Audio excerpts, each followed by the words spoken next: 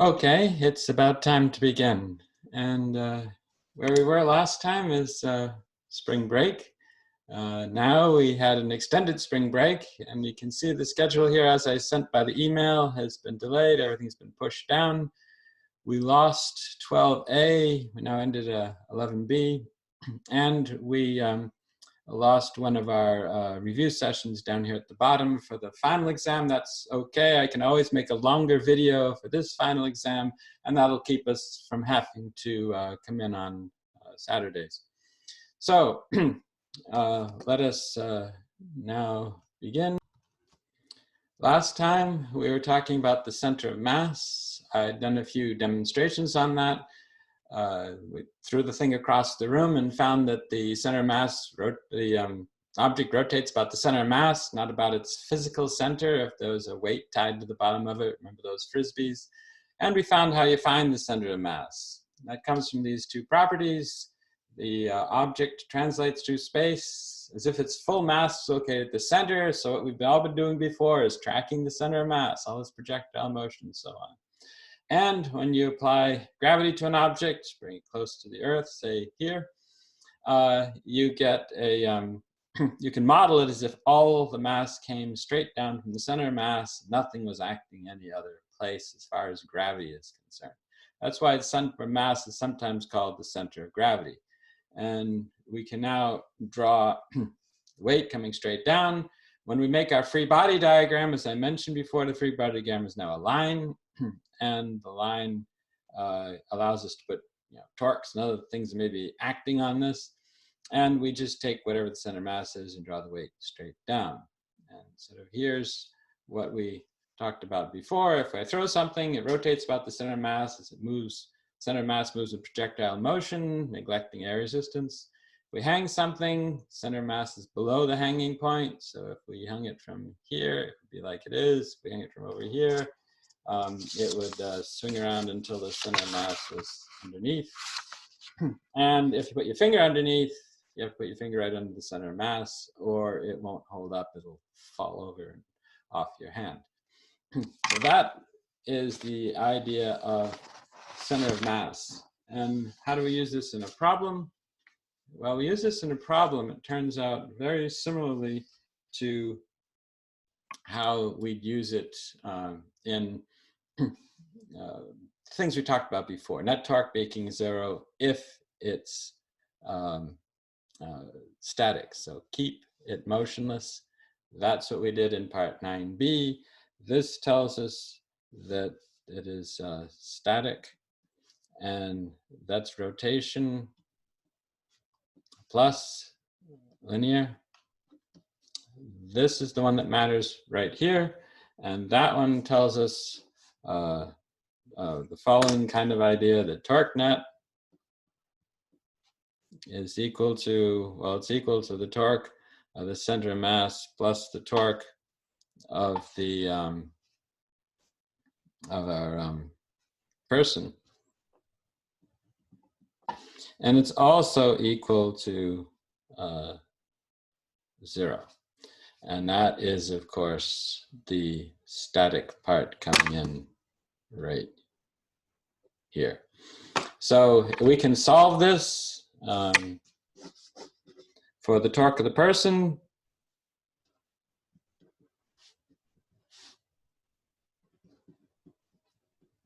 If it's 0 on this side, it's simply equal to minus the torque of the center of mass. To get the torque of the center of mass, we need to draw a little picture over here. And so let's draw a free body diagram. This is the rotation axis. That's where the person force is. We don't know. So we make the rotation axis here.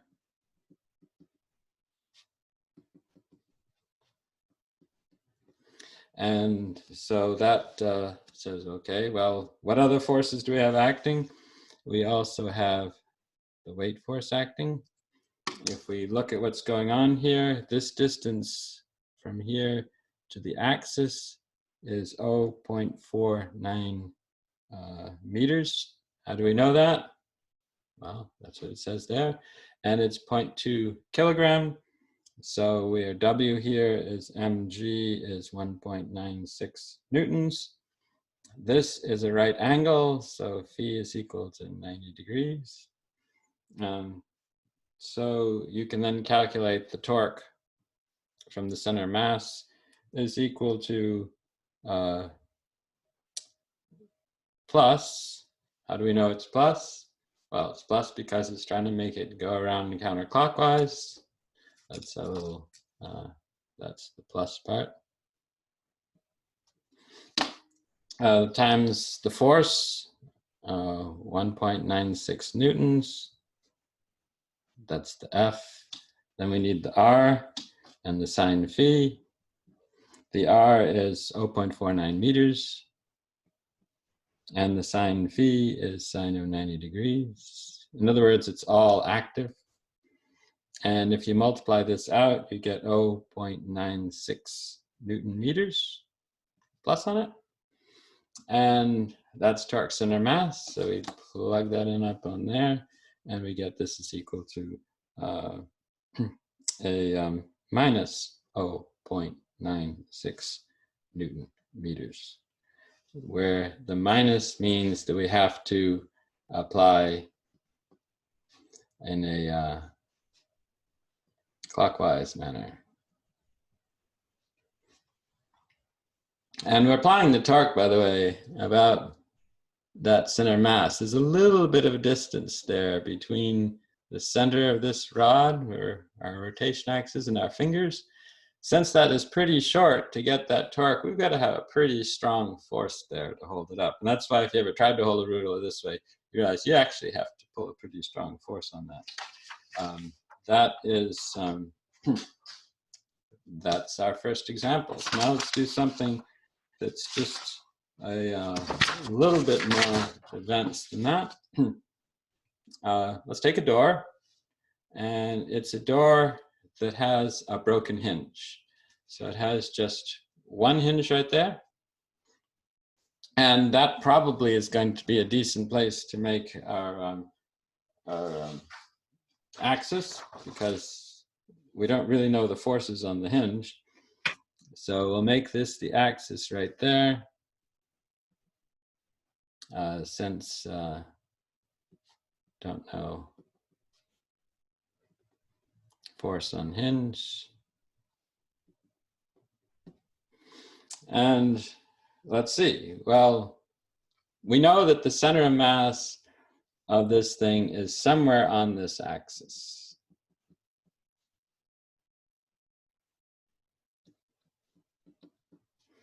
And so where do we put it? Well, suppose we did the thing being up here, right? Some distance d up, which you may not be able to read, so I'll just write over here and put a little arrow into it. And if that applies there, then the torque is equal to the force times, I'll call this d prime here, because that's not one, times d prime times the sine of phi. And this d prime sine of phi, if you look at what phi is, it's just the same distance as this distance right here, which I'll call d.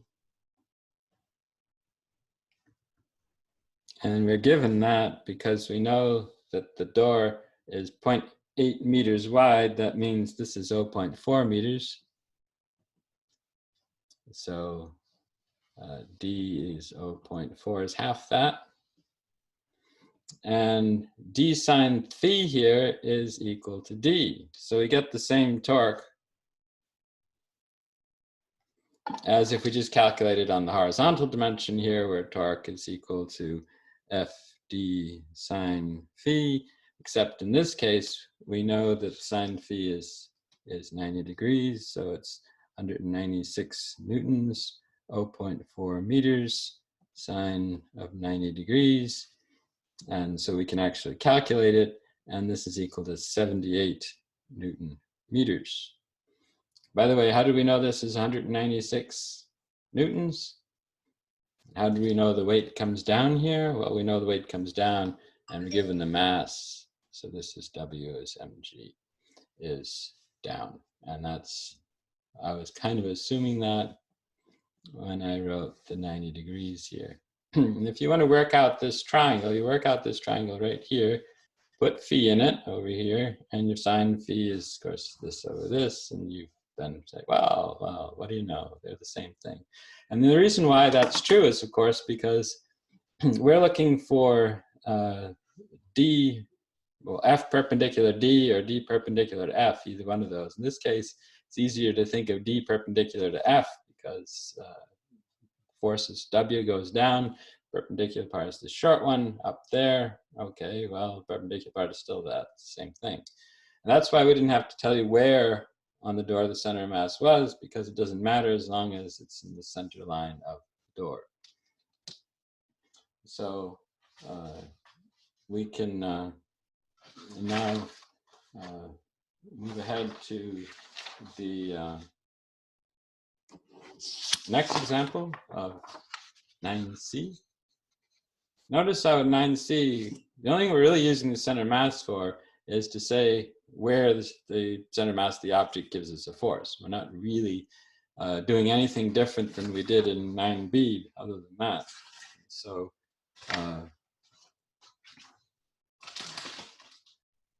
so we'll just do this one more example, and I think that's going to be it for the, no, we'll do one more after this. But this is a two-part example.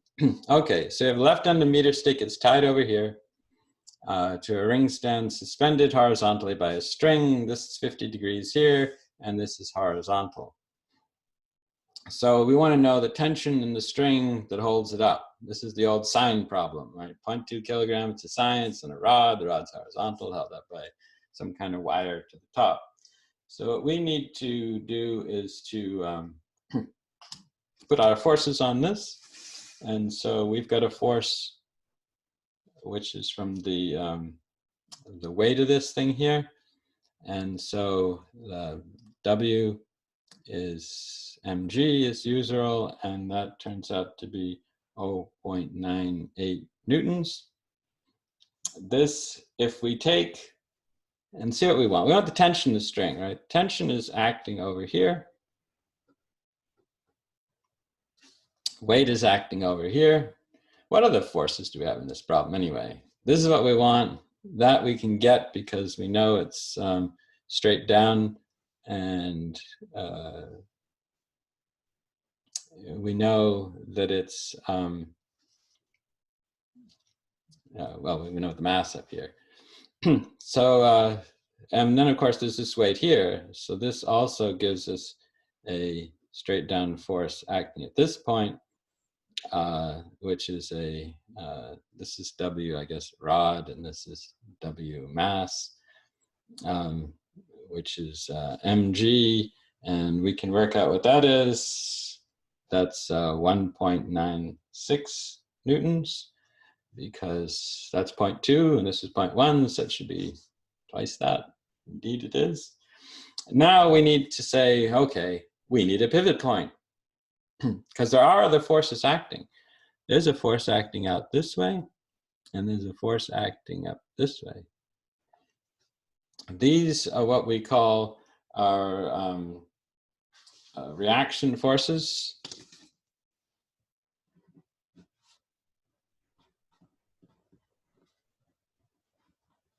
But really, it's just the force on the pivot.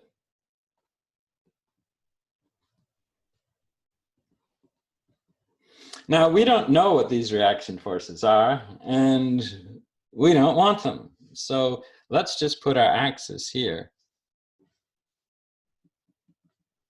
And if we put our axis here, then we can say, oh, the weight of this is halfway out. So R is equal to 0.5 meters. And over here, this is all the way out the end. See, that's the right end of the stick. And that right end tells us that R is equal to 1.0 meters. And our phi here is equal to 90 degrees. Our phi here is also equal to 90 degrees. we have to be a little bit careful because this one is trying to pull us in this direction, and this one is trying to pull us, no, sorry, this is trying to pull us in this direction, right, around that way. And so that means that we have a negative torque. This one's also trying to pull us this way, so we have a negative torque. And so we can calculate here the torque is equal to minus magnitude of F, or W, magnitude of R times basically 1, which is minus 0.5 Newton meters, and neglecting the 0.8. And over here we get the torque is equal to, so this is the torque of the rod, this is the torque of the mass, and this one gives us a minus 2 Newton meters, again with the 1.96 equal to 2. And so now we need to know this. Well, we have a pretty good idea what the what the torque has to be, right? We know that torque net is equal to 0.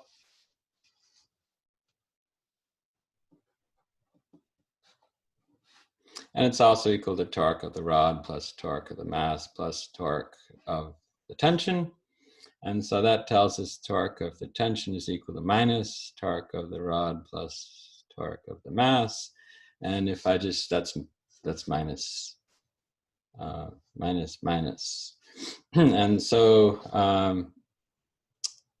that's minus, they add up. I know this is equal to 2.5 with a plus on it, Newton meters. And I also know that it's equal to this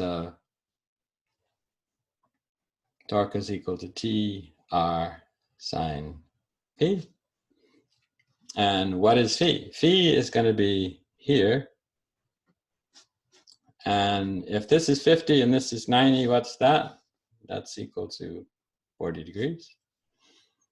And if yeah,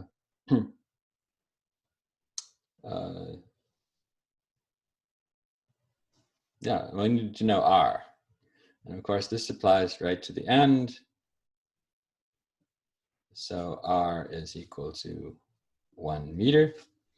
And so then we know that the T times 1 meter times sine of 40 degrees had better equal our 2.5 Newton meters. Well, the meters go out with that.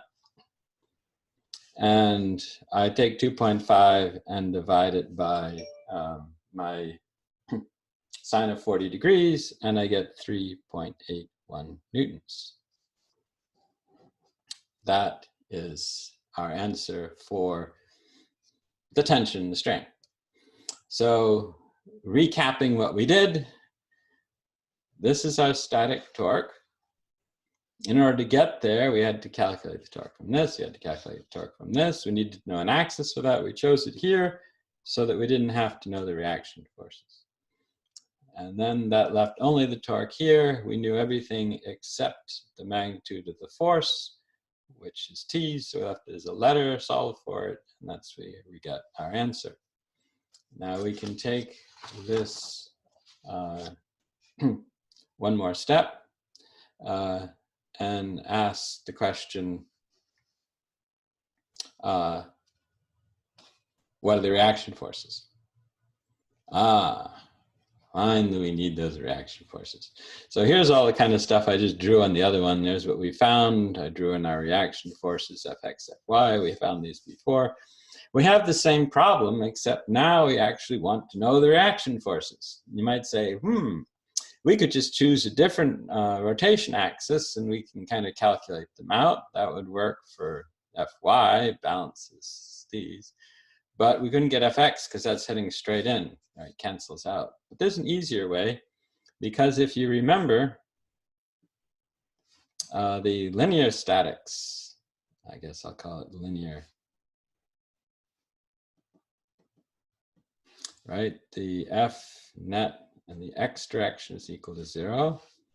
And we actually can write that out here, right? Because we know what that is. And we also have f net in the y direction is equal to 0. Well, in the net direction here, it's equal to fx, which goes plus, and these are both in the y direction, so I'll put them down here in a minute. And then the tension part that goes up is t, and if we draw a little triangle here, remember this is 40 degrees. And so over here, the vertical part, or the horizontal part, is the cosine. And so I can write, and it's going that way, it's negative. Minus t cosine 40 degrees. And I can solve this pretty easily because I know what that is. And I can write down fx is equal to t cosine 40 degrees, which plugging in the 3.81 is 2.92 newtons. So it's pushing out 2.92 newtons this way on that little joint. And our Fy here is force in the y that we don't know.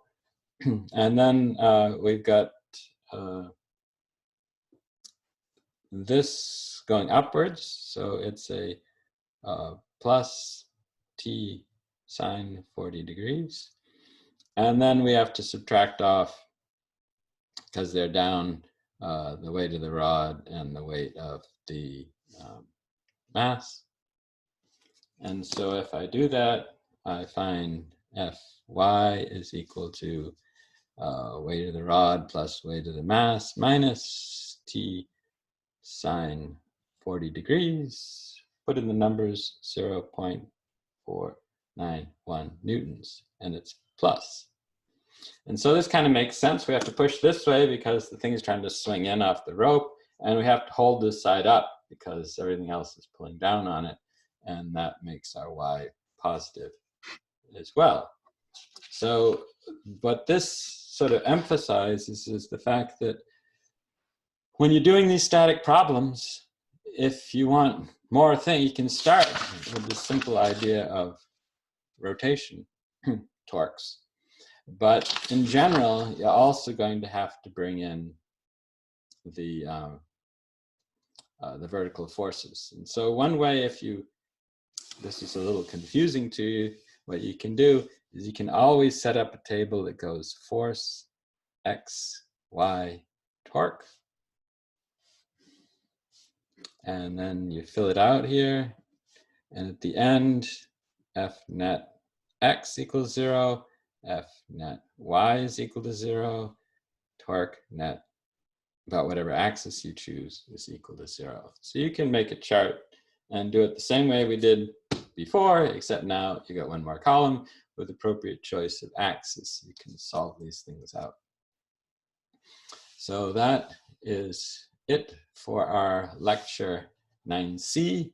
I'll be posting this on Moodle. I'll also scan eventually and post these notes like I usually do on Moodle. And so it's going to look to you, well, roughly right.